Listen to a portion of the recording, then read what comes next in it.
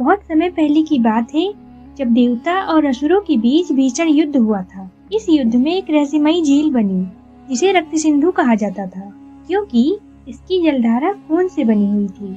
और ये भी कहा जाता था कि इस झील में अमरत्व की शक्ति है। लेकिन सच तो ये है कि जो कोई भी इसे छूता वो श्रापित हो जाता। राजा चंद्रकेतु का पुत्र राजकुमार अयान एक पराक्रमी और बुद्धिमान योद्धा था। जब उसे पता चला कि रक्त सिंधु झील में अमरत्व का रहस्य छिपा हुआ है तो उसने उसे पाने का निश्चय किया।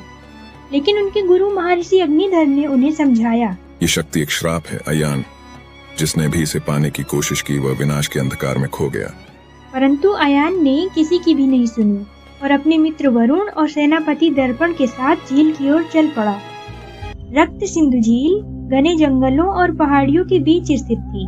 जब अयान वहां पहुंचा तो उसने देखा कि झील का पानी सचमुच रक्त जैसा था और उसमें अजीब सी हलचल थी। तभी अचानक झील से एक आवाज आई, जो भी इस जल को ग्रहण करेगा वह अजय होगा, परंतु उसकी आत्मा अंधकार में समा जाएगी। अयान पानी को छूने ही वाला था कि उसके मित्र वरुण ने उसे रोका। राजकुमार, यह छलावा है, यह अमृत नहीं विनाश है। लेकिन लालच और जिज्ञासा के वशीभूत होकर अयान ने उस झील का पानी पी लिया। और जैसे ही अयान ने रक्त सिंधु का पानी पिया उसकी आंखें लाल हो गई और शरीर से अग्नि की लपटें उठने लगी और गूंजती हुई हंसी पूरे जंगल में फैल गई।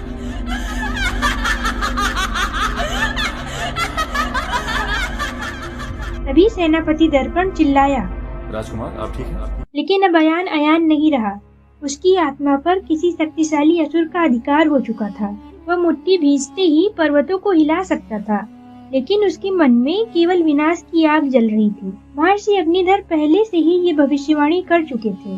वे वहाँ प्रकट हुए और बोले, अयान, यह शक्ति तुम्हें महान नहीं बल्कि एक असुर बना देगी। अब केवल एक ही उपाय बचा है।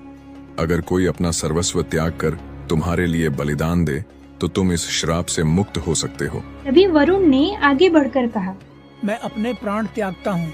जैसे ही वरुण ने बलिदान दिया अयान के शरीर से अंधकार निकलकर रक्त सिंधु में समा गया और अयान वापस अपने पुराने स्वरूप में आ गया। लेकिन वरुण अब नहीं रहा। तभी अयान ने रोते हुए कहा, मैंने अमृतत्व के लालच में अपने सबसे प्रिय मित्र को खो दिया। अगर सच्चा अमृतत्व है तो वह मित्रता और त्याग में ही है, न कि किसी रहस्यमयी शक्ति में। रक्त सिंधु झील धीरे धीरे सूखने लगी और हमेशा के लिए विलुप्त हो गई।